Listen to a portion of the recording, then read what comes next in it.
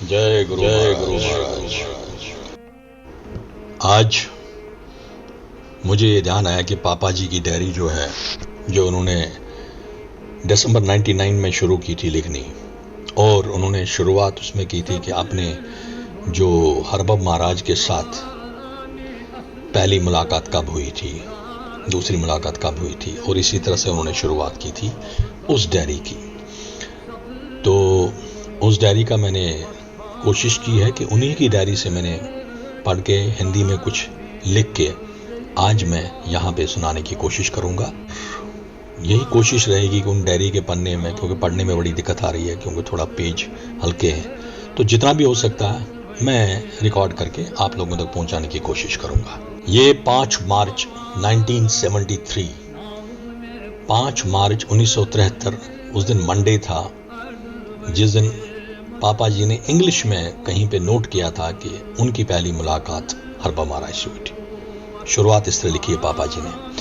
मुझे आज एक सुनहरा अवसर मिला और एक संत महापुरुष के दर्शन का सौभाग्य प्राप्त हुआ, जिनका नाम श्री हरकाक स्वामी जी मेरे प्रिय मित्र श्री सोमनाथ जी शाला जी के घर पर आए थे।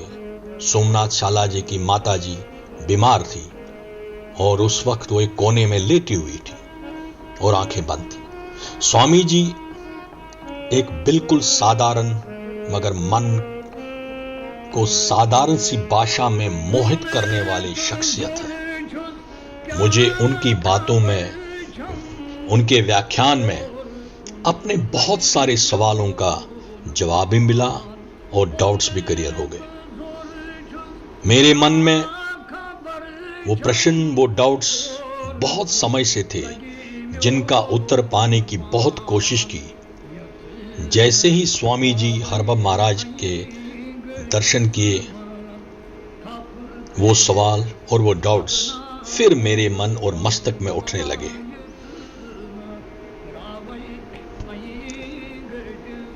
आप और उस टाइम मुझे कुछ शांति प्राप्त हुई और इस अवसर को वरदान समझता हूं कि मैं स्वामी जी से उस टाइम मिला और उनके कुछ अनमोल प्रवचन सुने।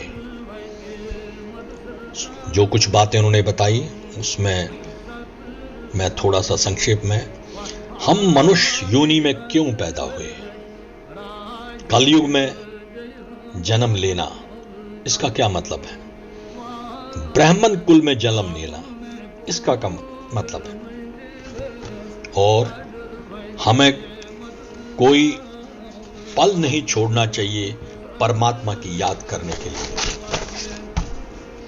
क्योंकि उसको याद करने के लिए उन्होंने 3 बातें बताई।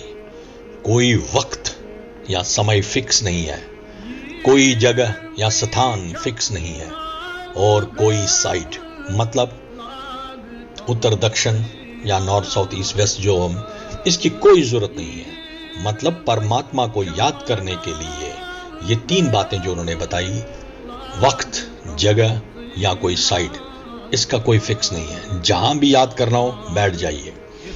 और स्वामी जी ने 3 बातों को और बताया कि उन्हें गांठ से बांध लो। भगवान है यानी कि एग्जिस्टेंस ऑफ गॉड, आवागमन यानी कि रिबर्थ होता है, अपने सतगुरु पर पूर्ण विश्वास और समर्पण, ये तीनों बातें उन्होंने बोला कि एक गांठ बांध के रखो। दोबारा बोलता हूं, भगवान है, आवागमन यानी कि रिबर्थ ये होता है, और अपने सतगुरु पर पूर्ण विश्वास और संपूर्ण विश्वास रखें। उन्होंने और 3 बातों पर जोर दिया, और 3 पाप करने से बचने रहने को कहा, यानी कि झूठ मत बोलो, पीठ पीछे किसी की बुराई से बचो, बैक बाइटिंग जो बहुत बुरी आदत होती है हम लोगों में, अपनी नौकरी के साथ ईमानदारी रखो और अपनी रोजमर्रा की जिंदगी में भी ईमानदार रहो, किसी की बुराई मत कहो। उनके मुंह से अमृत की धारा बहे जा रही थी, और उन्होंने जोर देकर कहा 3 दुश्मनों से बचे रहो, वो है मोह, अहंकार और क्रोध। स्वामी जी का व्याख्यान मुझे एक अजीब सा आनंद दे रहा था, खो सा गया था। जब स्वामी जी व्याख्यान पूरा किया तो माताजी, जो सोमनाथ शाला जी की माँ जी थी, वो लेटी हुई आंखें बंद करके थी। एकदम उसने आंखें खोल दी, सामने महाराज जी को पाकर उठ बैठी और हाथ जोड़कर प्रणाम किया।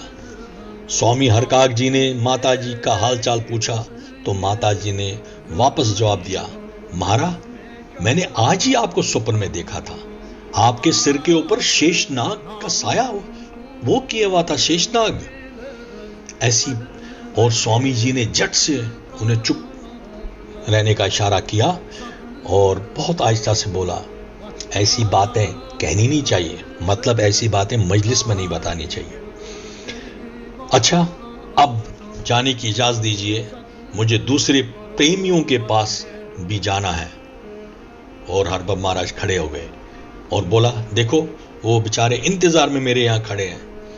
सब लोग खड़े हो गए और स्वामी जी को प्रणाम करने लगे। इसी दौरान माताजी की नजर मुझ पर पड़ी तो अपने गुरु महाराज स्वामी जी से मेरा तारुफ कराते हाथ जोड़कर कहा, महाराज, ये भी मेरा बेटा है, मुझे सोमनाथ जी और इसमें कोई फर्क नजर नहीं आता, इन पर भी अपना साया रखें। श्री महाराज ने खड़े खड़े आशीर्वाद दिया और मैं भक्ति और अदब में झुक गया। जब स्वामी जी कमरे से बाहर निकले तो माताजी ने मुझे स्वामी जी के पीछे पीछे जाने पर जोर दिया। मैं भी अंधा क्या चाहता, दो आंखें पीछे पीछे उठ के रवाना हुआ स्वामी जी की। महाराज जी पास ही में मेरे एक दूसरे मित्र श्री दीनानाथ जी हांगशू के घर गए। वहां पर परम पूज्य कलंदर श्री श्रीधर बब पूतू का जिक्र हुआ। सुमरिन श्री प्रातः सुमरिन श्री श्रीधर पूतू मस्त कलंदर थे। त्रिकाल खुली दृष्टि, मुंह पर सब बोल देते थे। उन्हें अपने तन बदन की कोई खबर न थी। सारा अहले कश्मीर उनको शहनशाही कलंदर मानते थे। सोपोर के बटपुरा में रहने वाले थे। मैंने उनकी अजमत और करामात अपने बचपन में देखी है। ये पापा जी बोल रहे हैं। और मैंने ये करामात आजमाई भी है। जिस वक्त अंतर्ध्यान हुए थे मैं 15 साल का था। सारा सोपोर हिंदू मुसलमान उनकी अर्थी या जनाजे आखिरी सफर में शामिल हुआ। सरकार की जानिब से अर्थी या जनाजे के आगे आगे बैंड भाजे और शहनाई सरूद वाले पूरे मातम से मातमी धुन बजा रहे थे। मेरी ख्वाहिश, बहुत ज्यादा ख्वाहिश है कि उनके बारे में कभी अलग कुछ लिखूं। ताहम जब उनका जिक्र छेड़ा तो स्वामी हरबम महाराज ने कहा कि श्रीधर बब पूतू की महानता इतनी अजीम थी कि उनको 3 से 4 जगह पर एक ही साथ देखा गया। वो जगह एक दूसरे से कोसों दूर थी। एक ही वक्त में वो दूर किसी डिफरेंट जगह पे और डिफरेंट लोगों ने उनको देखा। महाराज जी ने कहा कि उन पर भी मस्त कलंदर की बहुत दया थी।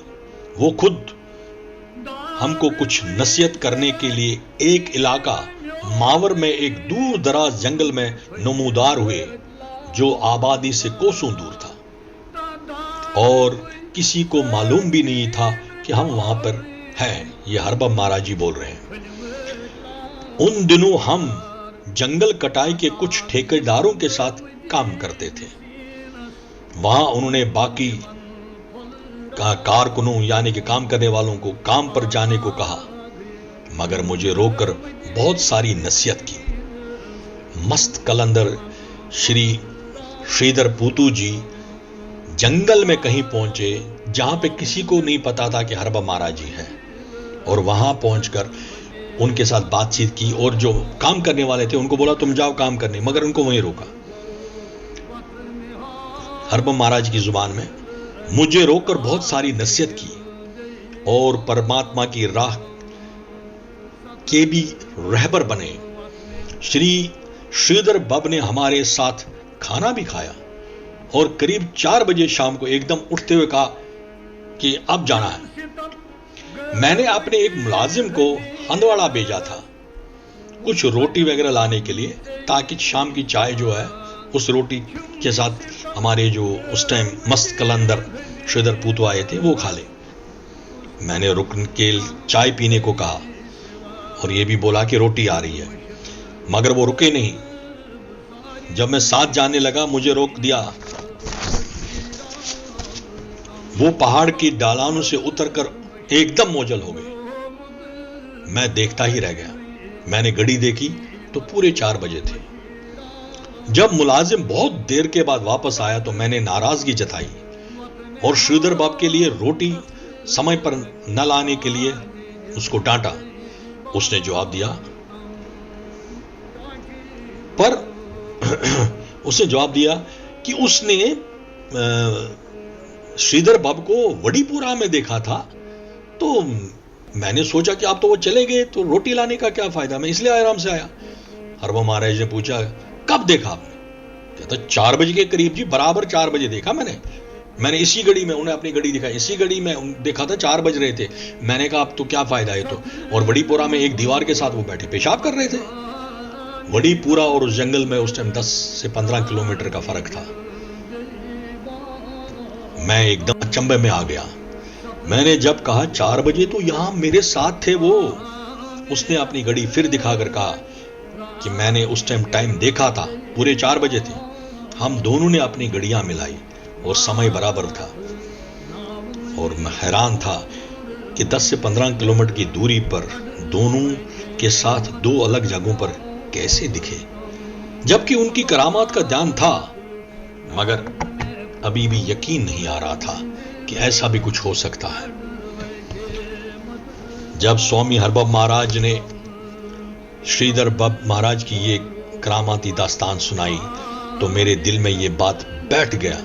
पक्का विश्वास हुआ कि स्वामी हरबम महाराज भी कोई कम अजमत, करामात, दिव्य स्वरूप वाले नहीं है, जिनको मिलने और ईश्वर की राह पर नसीहत देने के लिए शहनशाह कलंदर जंगल में पहुंच गए। ये आज इतना ही, फिर इसके आगे पढ़ो।